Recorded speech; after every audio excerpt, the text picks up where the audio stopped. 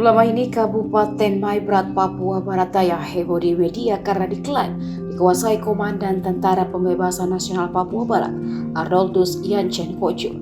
Namun faktanya tidaklah demikian. Pernyataan klaim itu membuat pejabat Gubernur Papua Barat, Paulus Waterpauw, berang karena video yang beredar tersebut meresahkan masyarakat setempat.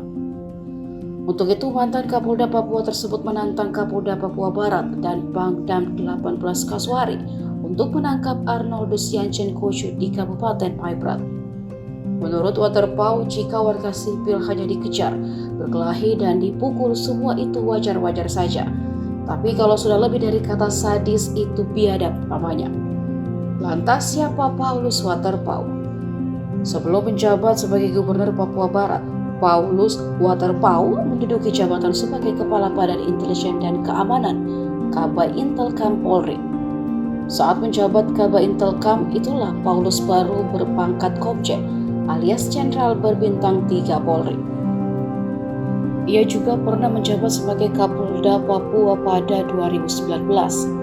Pria kelahiran Fakfak, Papua Barat 25 Oktober 1963 ini merupakan lulusan Akpol 1987 yang berpengalaman di bidang intel.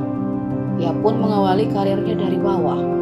Saat menjadi perwira menengah, ia pernah menjabat sebagai Kapolsek Menteng tahun 2000. Selanjutnya, putra Papua itu kembali ke tanah kelahirannya dengan menjabat sebagai Kapolres Mimika tahun 2002 dan Kapolres Jayapura tahun 2005. Karirnya terus menanjak hingga ia dipercaya menjabat Kapolda Papua Barat tahun 2014.